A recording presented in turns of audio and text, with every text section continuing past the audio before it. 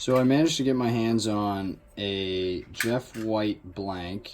Actually got it off Amazon. I'll put the link in the description below. I've got the blade and I've got actually 2 ash knife scales here.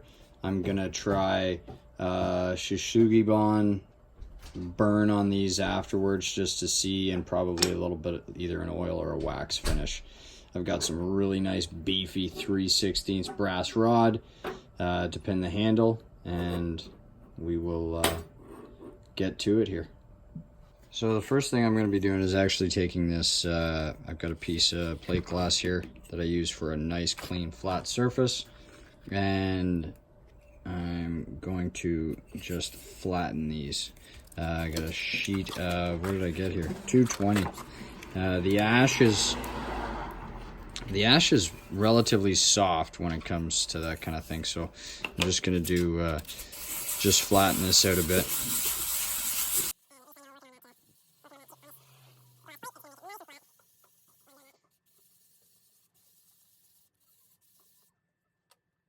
Just light pressure, just enough. Let the sandpaper do the work.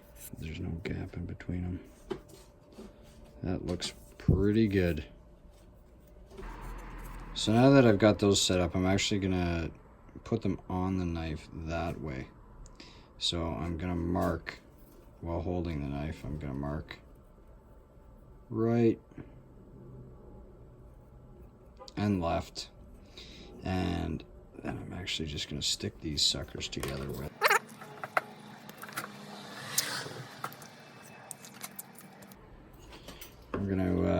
I'm gonna give it just a little bit more space on the end here to deal with the hilt there. And then we're gonna trace it out.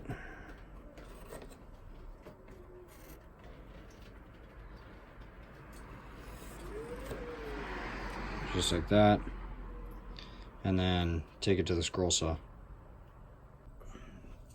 All right, here we go. So when I do my cut through the saw, I'm obviously not going to take the line. I'm just going to get it, try to get it as close as I can to the line, just to eliminate so much sanding when it comes time to do the handle. So if it looks like I'm not following the line, it's because I'm not really. I'm going to be staying back just a little bit, just to help me out in the sanding process.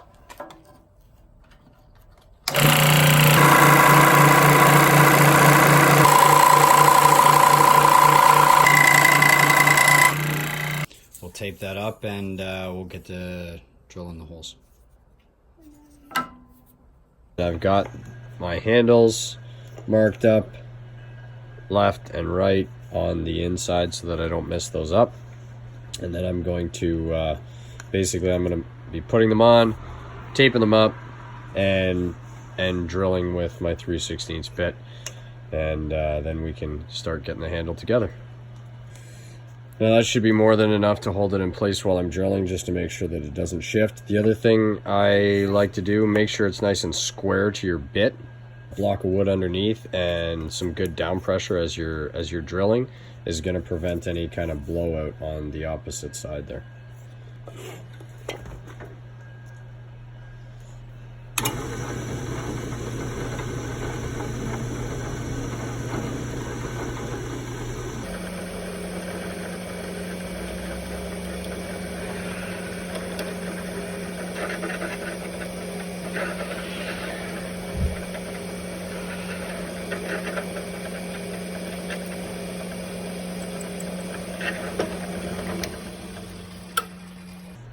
So there we go, we got 3 nice clean straight holes.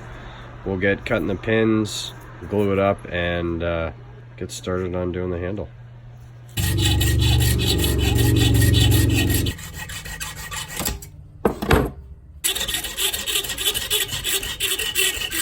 Alright, now we are going to take these over to the grinder and clean up the ends here.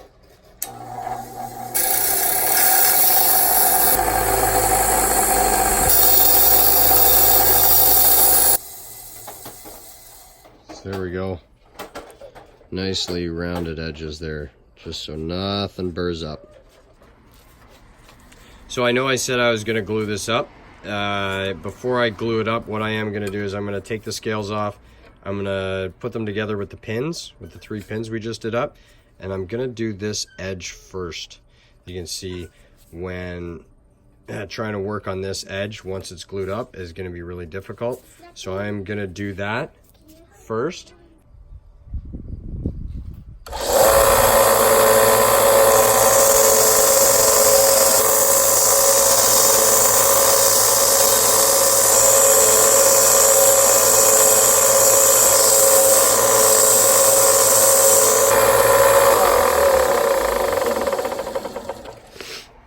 So now what you can see, what I actually did do is I do leave a little bit of a reveal on the front. Oh, wow. Where it's a little bit of a flat stock on the front there. Personal preference, do what you think is real. So before we do the 2-part epoxy, I'm gonna be just actually taking this, and I don't know if this is gonna work better than this. Yeah, that works pretty good. I just got a round file. I'm just gonna scratch up, get some grooves in this so that the epoxy can bond nicely to this steel. Make sure you don't kick over the edge, because then you're gonna see that when it comes time to do that. But just a little preference of mine, and I don't go too far close to the blade, but I find these files just kind of do a nice job. You don't have to overkill it. Leave some steel. If your blade blank has voids cut out of it, I wouldn't worry about it too much, because that epoxy is gonna dive into it like crazy. But if you're using a flat stock steel like this, probably a good idea just to get a little bit more bite on those. Same with this. I'm gonna take this and I'm just gonna kind of gouge it up. Again, being aware of the fact that some of that's gonna come off and you don't want to see any marks.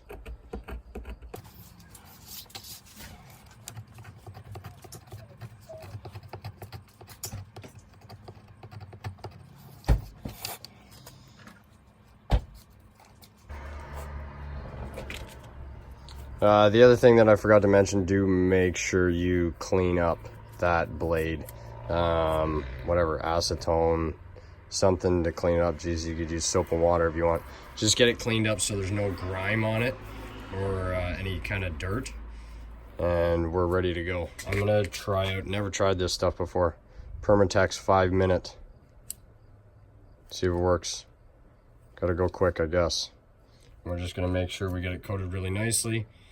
Get the right one on the right side, the correct one on the correct sides, and we'll go from there.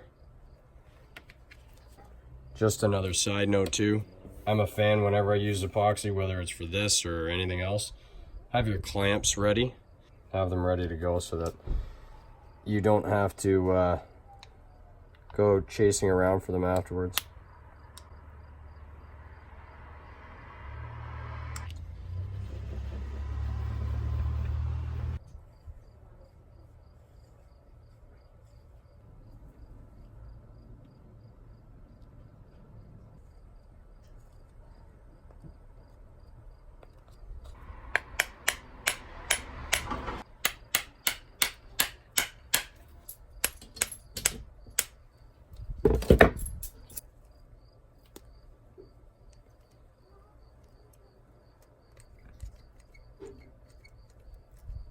We'll come back in a little bit once that's all set, and we'll get to working on the handle. So this is the fun part now. I actually ended up putting this in the vise all glued up, and I put it in the vise and just took the hacksaw to take these off. First thing I'm going to do is just actually start taking the edges off down to the metal. And as you can see, that's what I was talking about earlier. That's going to be a really hard thing to get if you don't do it before you glue your scales on. So I'm going to get started and get shaping this handle.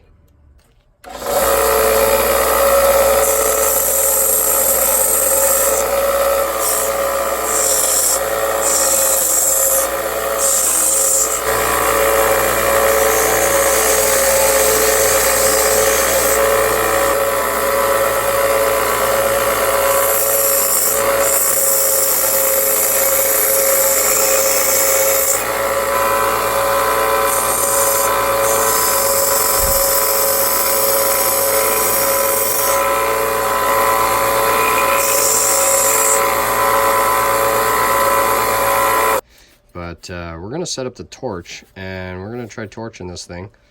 Hopefully it doesn't roast the epoxy. So I've got my torch here. So we're gonna try to do a very light burn on this, just to see if we can get a cool finish on the handle. Hopefully we don't lose the adhesion of the epoxy. So try to be gentle.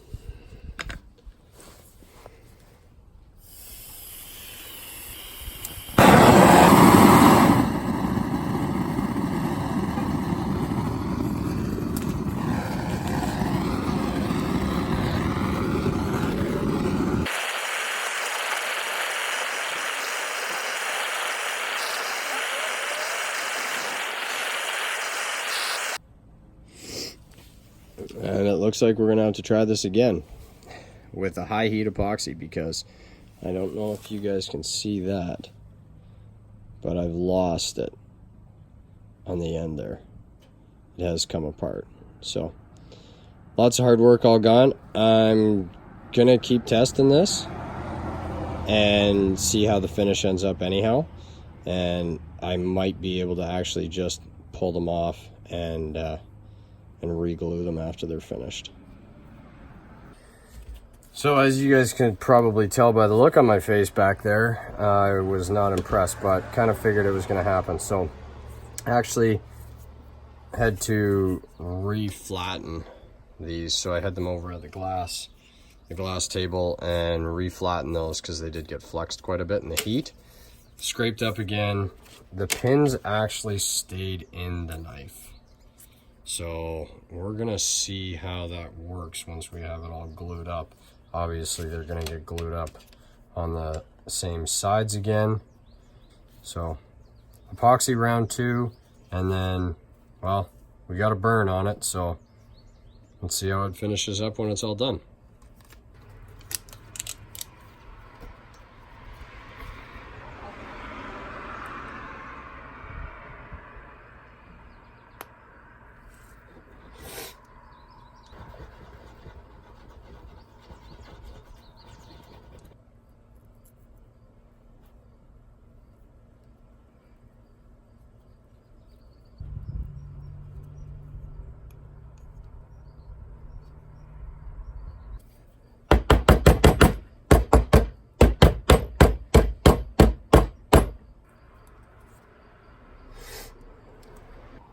Okay, so just finished taking the clamps off.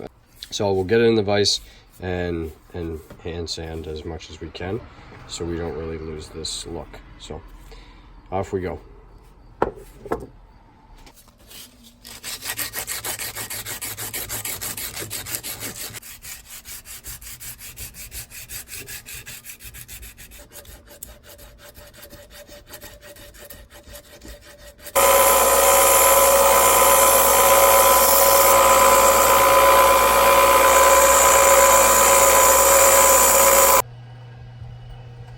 Okay, so let me turn off the fan.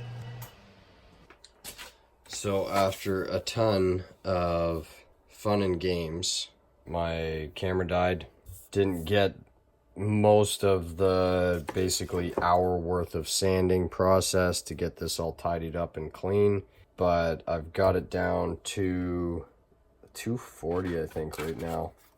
I just raised the grain. I'm gonna knock it off with a 320 and wax it up, clean it up, and then I'm gonna polish it up with some, it's like a beeswax kind of oil, almost like a cutting board wax, just to clean it up.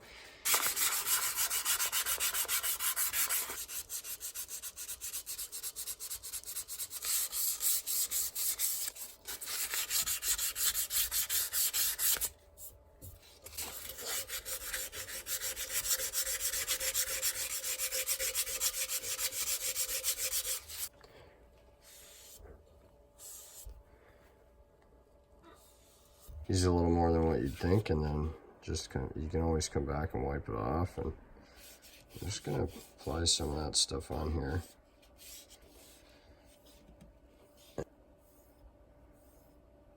So I'm glad I pushed through. I'm glad you guys pushed through to the end of the video to check this out. And hope to see you guys on the next one. Thanks very much for watching. Don't forget to subscribe and like. And we'll catch you on the next project. Thank you again for coming by. I'll leave you with a few shots of this one after it's all wiped down, sharpened up, cleaned up. Thank you very much. Have an awesome day.